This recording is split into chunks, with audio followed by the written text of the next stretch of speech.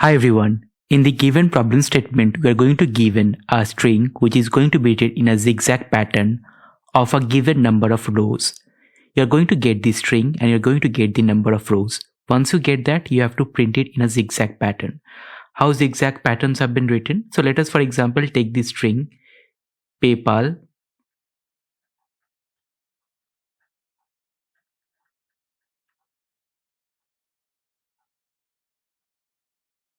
is hiring, and you are given number of rows which is basically 3. So there are 3 rows, row 1, row 2 and row 3. First, we are going to given the first character P is going to be in the first row, the second character is going to be in the second row, and the third character is going to be in the third row. Once that is done, the next character that is going to be there is going to be in the second row. So again, the P value is going to be in the second row, A on the first row, and once you have reached A, then again it will be in a zigzag pattern. So L I is in the, again we are going to form, see here, right? We have formed this loop, now it formed there, and now it formed a zigzag pattern. Okay, once that is done, the S is going to be in the second row, H is going to be in the second row, I, then R, then I, and then N, and then G. It can be number of 4 rows also. In that case, the rows is going to be 4. Now, in order for us to create this zigzag pattern is going to be a little bit complicated. But here, right, once you have printed the zigzag pattern, the what thing that needs to be done, then you have to print the characters in this order. So PAHN, then this value is going to be printed next, and this value is going to be printed next. So the result is going to be P A H N A P L S I G Y I R. So it will be in this format. So here, right, we are seeing that it is going to get printed in a row wise. Now one thing could be understand, right? Maybe forming that zigzag pattern would be a little bit complicated. Can you simplify the problem statement based on the results instead of looking into the problem statement in order for us to forming the zigzag pattern? Can you do it or a little bit simplify it? So one way of simplifying it's a very simple approach. Let us say again PayPal is hiring, PAYPAL is HIRING.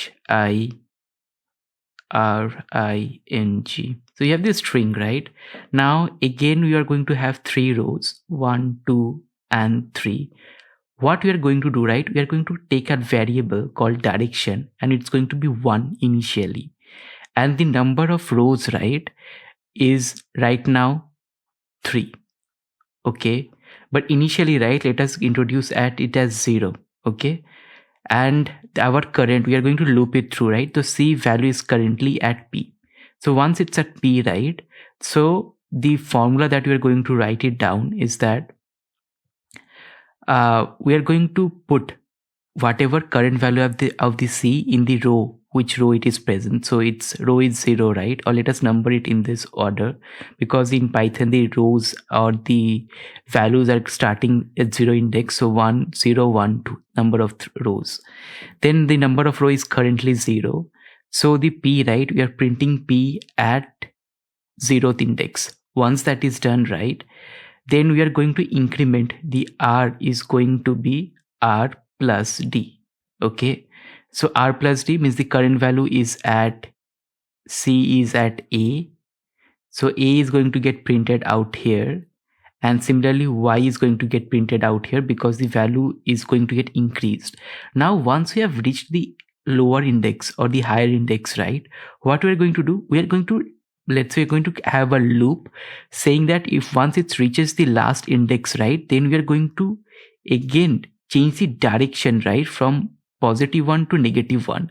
Once that -1 is done, right, so row currently the R value is 2, So R value would be 2 minus 1. Okay, because current direction is -1, so current R value would be 1. So the Y, right, is, sorry, it's in the P, right? So P value would be coming in this index. And now A value would again be decremented by -1, so R value would be 0, and it would be incremented. The value would be at this place. Okay, once that is done, now what we are going to do, now because it has reached the lower index, right, then again we are changing the direction from -1 to +1. Once the +1 direction is been added, right, then the current value of L is going to be added here. Similarly, I again is going to be added at the last index. Okay, then S, again we have to change the direction from +1 to -1, and it is going to be added at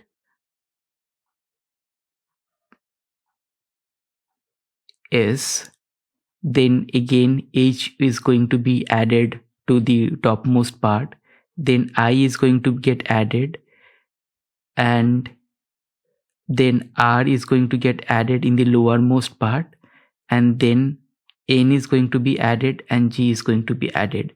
So here, right, what values have you have taken? We have taken a direction value, which is going to be 1 once it's coming down, and once it reaches the highermost index, right, of the columns, then you have to change it into my negative -1, or let's say change it to -1. In case it reaches, once it reaches the topmost or the 0th index, change it to +1. That's the only thing that we have done. And the value of R is going to be R plus D, and we have to just loop it through the entire string to get this pattern. When once you have get this pattern, right, then if we just print these values, right, we are going to get this similar value as it is. So P A H N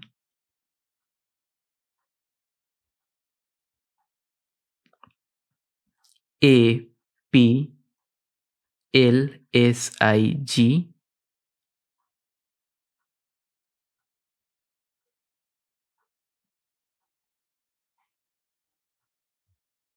then YIR. So this is the basic idea how it's going to get added.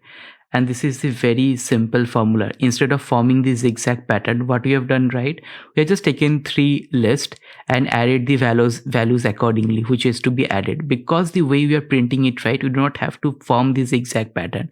Maybe creating that zigzag pattern is also possible, but it is going to increase our complexities and increase the time complexity. So it would be a very more easier and effective approach for solving this problem.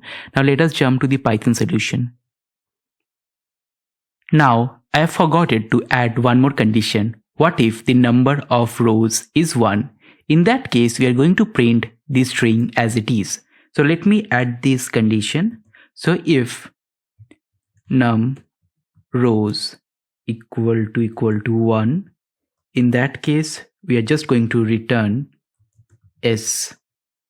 Now we are going to add 2 more values, which is I, which stands for the which indexes we are going to assign go to be 0, and D basically is the direction, which is going to be 1 initially, and I is basically standing for the which index of the row that we are going to access currently.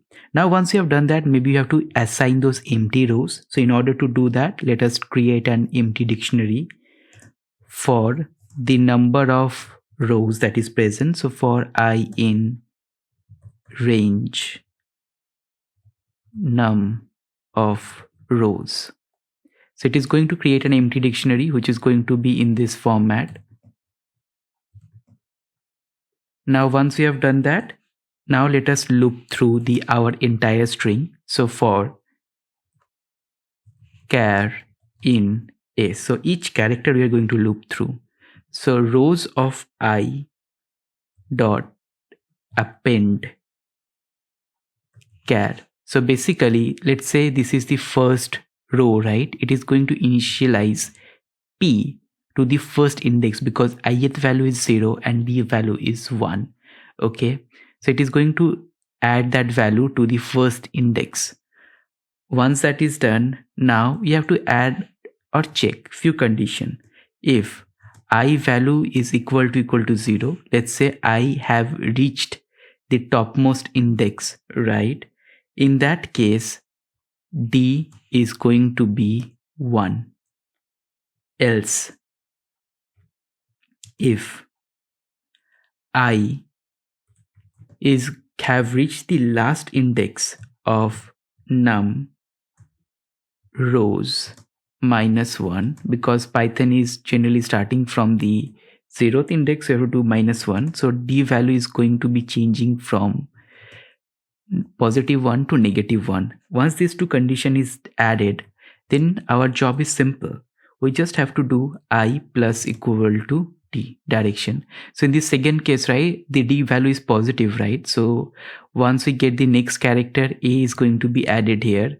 And similarly, PAY is going to be added here. And that in that position, right, I value would be num rows -1. So which is going to be 2. In that case, your direction is going to be negative.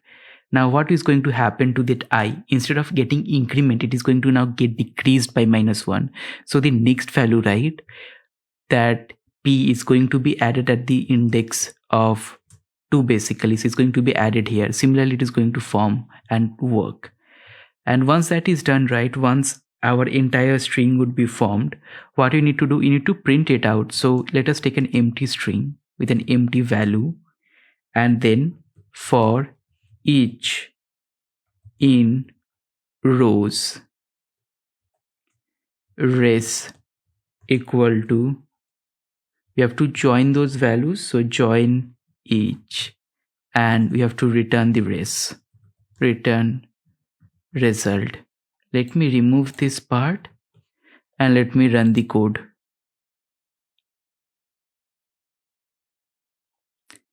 It is saying it is out of bounds. Let me check. After carefully rethinking about the problem, I'm able to figure out the issue that I have made. Instead of giving equal to 1, I've given D double equal to 1. So once you've written the code, it's very important for us to understand or to check whether there are some errors in our code or not. And let me click on submit, because these small errors can create a bigger impact. Now, as you're able to see that our code runs successfully and it is beating 63.80%. If I run it, I'm pretty sure I'm going to get an even better number, and the memory is also quite higher. That's all for this video. See you in the next one.